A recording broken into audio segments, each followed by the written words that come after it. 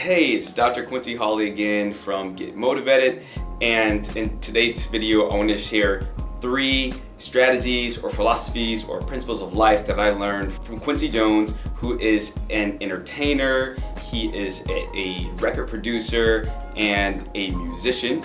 I believe he had the first music played on the moon along with Frank Sinatra, so he's a really talented guy. So his first principle is to learn how to handle the valleys.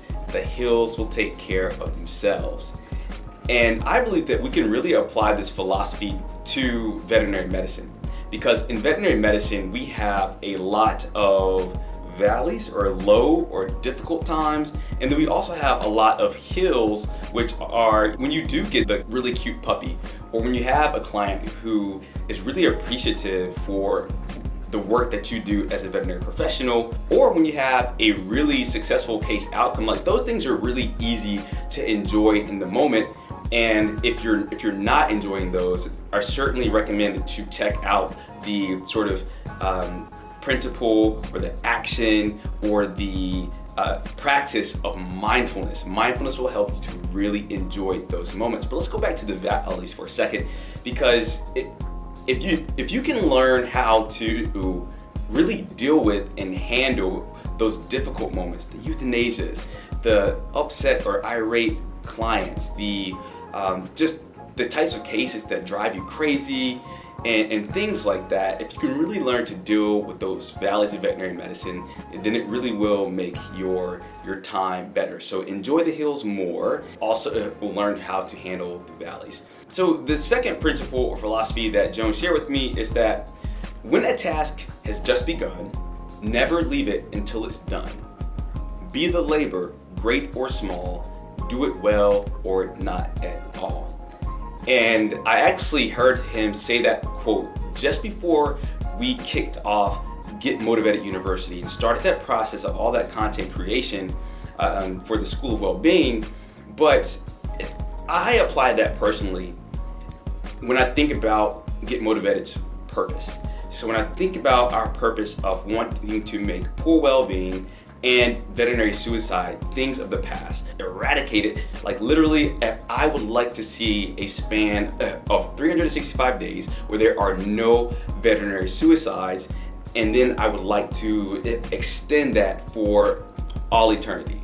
And I know that sounds like a really crazy and really big and maybe even unrealistic goal, but it's something that I would like to go for. And it's something that our company does go for, and that's what we stand for, and we'll always work towards that, to the point where everyone who's involved in this profession, whether they're in shelter medicine where they're seeing a lot of difficult things, or internal medicine or ER where you're seeing a lot of stressful cases, or whether you're a USDA regulatory veterinarian or just a general practitioner, or if you're like me and you do a lot of preventive care and vaccines and things like that.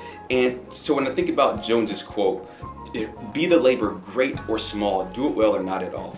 I'm not really comfortable to do a lot of these videos and things like that, but I understand that it's a really great way to reach a lot of people and to get these messages across and out there.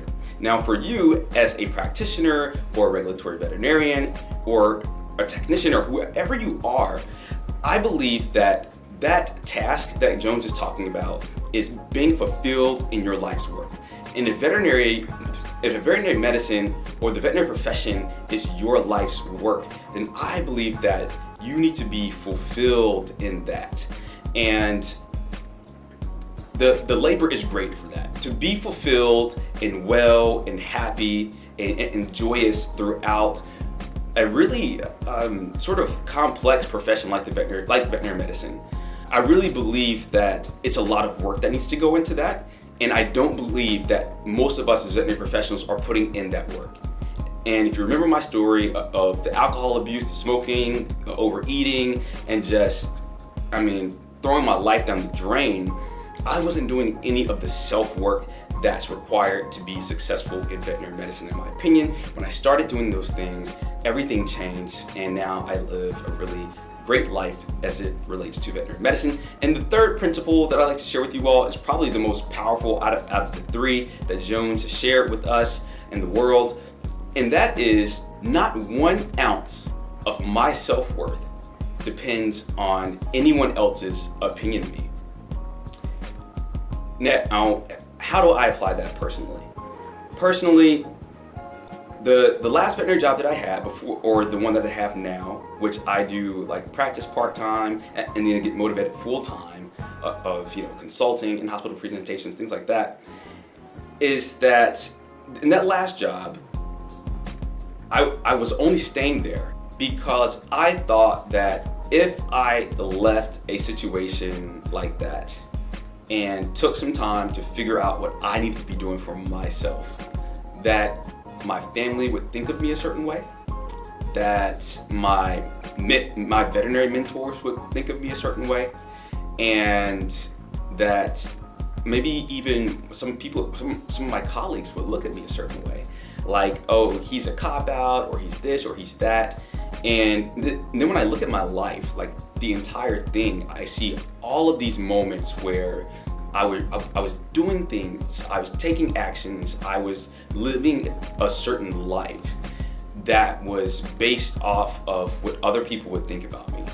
And when I was able to stop doing that, and to hear Jones say that just really empowered me to be able to just go forward and do what I feel like is great work and my life's purpose, which is to help the state of well-being for the entire veterinary profession. Like, that's where my heart is. I think about that all the time. I wake up at 3 o'clock in the morning and thinking about those things and how I can come up with new and creative and strategic ways to make that happen.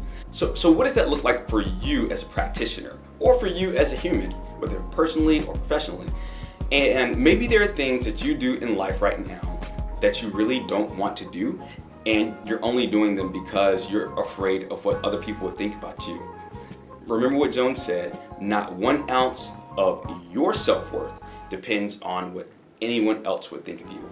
And if there's a thing that you want to do and you believe in it and your intentions are right, okay, and you mean well, and I say to you to go forth and do that, whatever it happens to be.